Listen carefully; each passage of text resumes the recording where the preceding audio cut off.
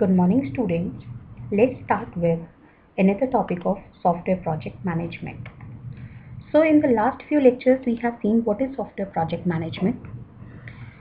Summarizing it, it is an umbrella activity of software development lifecycle, that is SDLC. And there were few activities relevant to SPM that includes your estimation, scheduling, staffing, miscellaneous activities like risk management, configuration management, verification and validation, quality assurance, etc. Right? So today, since we have completed with the estimation now, we will be continuing with the risk management. So what do you mean by a risk? Risk is a problem that may cause some loss or threaten the success of a project, but which has not happened yet, right?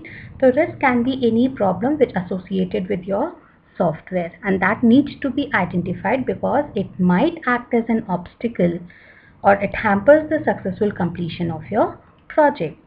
So what is risk management? Risk management is a process of identifying, addressing, and eliminating these problems before they can damage the project. So ultimately, it's a process of managing the risk as far as possible in order to reduce its impact. Risk management is the area which tries to ensure that the impact of risk on cost, quality, and schedule is minimized, right? So we have to take the measures in such a way that it is going to reduce these three parameters. Now, what is the basic purpose of risk management? The basic purpose is to identify and manage the risk associated with a software project and solve the problem simply. Right? So what are the activities of risk management? Right? So the first activity is identification of the risk. That means we need to identify which all risks might come true in your project.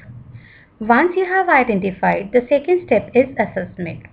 Assessment is we have to assign the priority to these identified risks in order to check its severity and probability, right? If they both are more, the priority assigned will be 1. So analyzing the risk and assigning them the priority is the part of risk assessment. Last is risk abatement or containment. Risk abatement or containment is a mitigation, you can say, activity where we have to deal with the risk which might come true in your project, and you have assigned the priority also. So what we do is, these are the 3 steps that are followed. First, we try to avoid that situation that leads to that risk, or if it cannot be avoided, we transfer the risk to any third party whosoever is efficient in dealing with those risks. And if it cannot be transferred also, then we go for reducing that risk. That means the measures will be taken to overcome that risk situation. So in the risk identification, that is the first task of risk management, what we exactly do is we have to identify different types of risk, right? Now identifying the risk directly, it becomes difficult because nothing is in your hand. We haven't developed the software yet, right? So what we do is we try to categorize these risks into classes, and then it becomes easy to identify the risk based on a class. Now project manager does this task, right? So there are 3 categories of risk. It could be a project risk, it could be a technical risk, or it could be a business risk, right? So there are 3 types of risk, and the examples are: the project risk includes the problems associated with the budget, schedule, the personnel, that is the development team members, resources, and customer related problems, right? Technical risks are relevant to the design, implementation, interfacing, testing, and maintenance, that is related to the development. These are the phases associated in software development. Technical risks also include ambiguous specification, incomplete specification, changing specification, technical uncertainty, and technical obsolescence. Obsolescence is outdated. So these could be the technical risk. While the third one, that is a business risk, is relevant to, you can say, building an excellent product that no one wants, right? Maybe the cost is high, no one is willing to pay that much for. losing budgetary or the personal commitment. So there are several types of risks which might come true. We have simply categorized them to make it simple. So once you identify which all risks might come true in your project, we go for risk assessment. Risk assessment is to rank the risk, that is assigning the priority based on two factors. The first one is a likelihood or a probability that the risk will come true, and the second one is the consequence or the impact of the problem associated with that risk, right? That is severity or impact. So once you know these two, the probability and the impact, we calculate the priority using the expression R is for likelihood and S is for severity or the impact. So once you multiply this probability and severity, we get priority, right? So if both are true, the priority will be high and accordingly you are going to rank them. So R is the probability, S is the severity.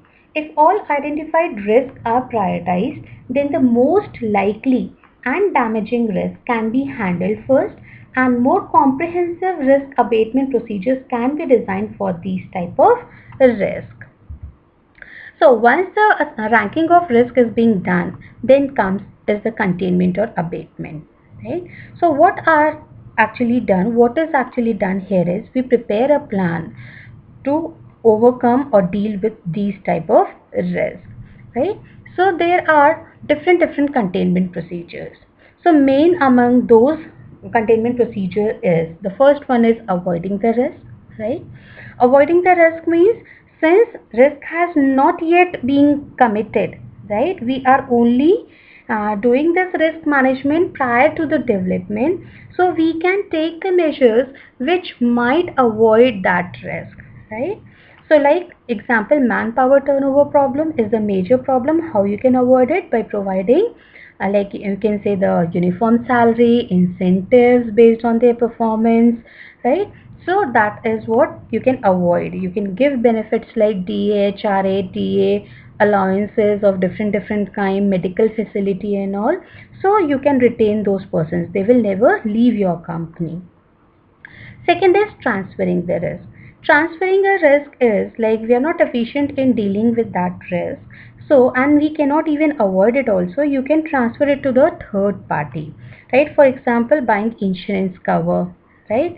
Or you can say there could be like we have BPOs. That is also a division which deals with the particular area of query handling or that operations part, right? Third one is a risk reduction. This involves planning ways to contain the damage due to a risk. That means the risk will come true and you have to contain the effect of that risk. For example, if there is a risk that some key persons might leave, new recruitment may be planned. That is, manpower turnover is a problem. How well you pay to them, how well you give the incentives and everything and the benefits, still they hunt for a better opportunity and they leave the company. So in that case, you have to go for a recruitment procedure. Now, since there are three strategies, which one to adopt? How you will identify this? So in order to identify which strategy will be best suited in a particular condition, we calculate a risk leverage. So what do you mean by a risk leverage? Is the difference in the risk exposure divided by the cost of reducing that risk, right? Formally it is said risk exposure before the reduction. How much is the risk? Risk exposure after the reductions. Once you have eliminated the risk, how much is the exposure? Take the difference and divide it with the cost, right? So what exactly is it? To choose between different strategies of handling a risk, the project manager must consider the cost of handling the risk and the corresponding reduction of risk. That means how much cost is involved, and based on that you check how much risk has been reduced. If the cost is more and risk reduced is very minimum, so we'll not go for that strategy. But yes, if cost is less but reduction is more, definitely we'll opt for that particular strategy. So this is what is being meant by this risk leverage. So this is all about your risk management, right? So one more topic of your last unit is done, that is the risk management. Rest we'll be doing in the next lecture.